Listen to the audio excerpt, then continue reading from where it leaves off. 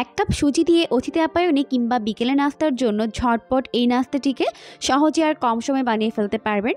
খেতে দারুণ মজার হয়েছে, অবশ্যই বাসায় ট্রাই করবেন, দেখবেন পরিবারের সবাই অনেক বেশি পছন্দ করবে। এই জন্য প্রথমে চুলায় একটি প্যান বসিয়ে দিয়ে দিলাম 1 কাপ পরিমাণ পানি। এরপর পানিগুলোকে ভালো করে ফুটিয়ে নিতে হবে। পানি যখন ফুটতে শুরু করেছে দিয়ে দিলাম 1/2 চামচ পরিমাণ লবণ, 1/2 চামচ পরিমাণ দিয়ে দিলাম জিরার গুঁড়া, 1 চামচ পরিমাণ দিয়ে দিলাম আদা রসুন বাটা, 1 চামচ পরিমাণ দিয়ে দিলাম চিলি ফ্লেক্স, 1/2 চামচ পরিমাণ দিয়ে দিলাম লাল মরিচের গুঁড়া, 1/4 টিস্পুন পরিমাণ দিয়ে দিলাম হলুদের গুঁড়া, 2 টেবিল চামচ পরিমাণ দিয়ে দিলাম ধনিয়া পাতার কুচি। এরপর সবকিছুকে একত্রে ভালো করে মিশিয়ে নিচ্ছে।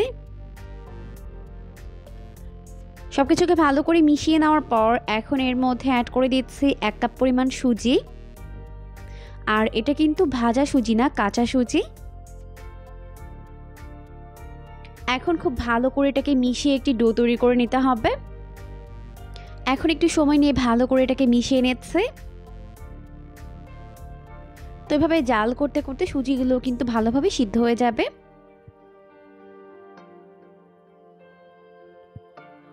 তো একটু সময় নিয়ে খুব ভালো করে মিশিয়ে এরকম একটি ডো তৈরি করে নিয়েছি। আর এই ডোটা কিন্তু এরকমই টাইট হবে, শক্ত হবে, নরম হবে না।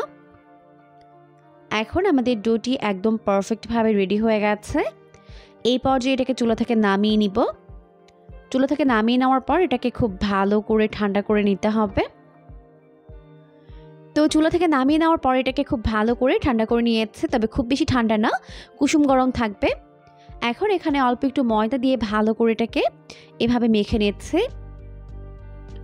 একটু সময় নিয়ে এটাকে এরকম সফট করে মেখে নিতে হবে, যাতে ভেতরে কোনো লাম্পস না থাকে।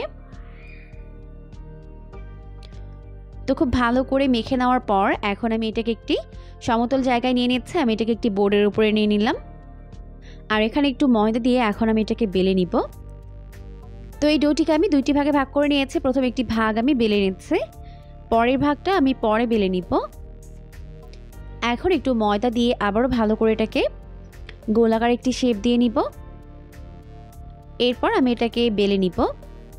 যথেষ্ট পাতলা করে বেলতে হবে। আমরা যেরকম রুটি পরোটা খাই তার থেকে কিছুটা মোটা থাকবে, তবে আপনারা চাইলে আরও বেশি পাতলা করে এটাকে বেলতে পারবেন। এখন আমি এটাকে চারপাশে ঘুরিয়ে ঘুরিয়ে বেলে নিচ্ছি। চারপাশে সমানভাবে চাপ দিয়ে এটাকে বেলে নিতে হবে, কোথাও মোটা কোথাও পাতলা থাকা যাবে না। তো সমানভাবে আমি এটাকে বেলে নিচ্ছি।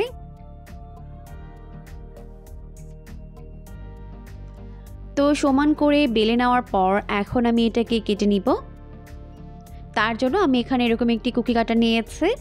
আপনারা চাইলে এখানে যে কোনো স্টিলের গ্লাসও ব্যবহার করতে পারবেন, বা চাইলে বাসায় থাকা যে কোনো কুকি কাটার ব্যবহার করতে পারবেন। তো আমি এটাকে এরকম করে কেটে নিচ্ছি, দেখতেই পাচ্ছেন। তো এভাবে চাপ দিয়ে দিয়ে এটাকে কেটে নিতে হবে। আর এই বাড়তি অংশ কিন্তু ফেলে দিবেন না, এটা আবারও বেলে এরকম নাস্তার শেপ তৈরি করে নিতে হবে। এখন এগুলোকে উঠিয়ে নিচ্ছে।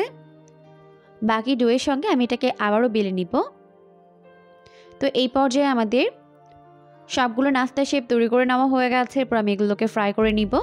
তার জন্য চুলায় একটি প্যান বসিয়ে দিয়েছি। যথেষ্ট পরিমাণে সয়াবিন তেল দিয়ে তেলটিকে ভালোভাবে গরম করে নিয়েছে। এরপর এর মধ্যে একটি একটি করে নাস্তার শেপগুলোকে দিয়ে দিচ্ছে। একবারে যতগুলো ধরে দিয়ে দিলাম, আর বাকিগুলোকে পরের ব্যাচে ভেজে নিব। তো দেখতেই পাচ্ছেন কত সুন্দরভাবে ফুলে উঠেছে। আর নাস্তাগুলোকে অবশ্যই হাই ফ্লেমে ভাজতে হবে, তাহলে কিন্তু নাস্তাগুলো এরকম ফুলে তেলের উপরে ভেসে উঠবে।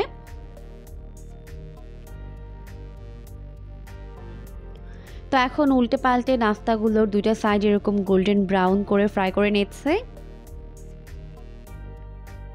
তো দেখতেই পাচ্ছেন সুন্দর একটা কালার চলে এসেছে। এখন ভালোভাবে তেল ঝরিয়ে এটাকে তেল থেকে উঠিয়ে নিচ্ছে।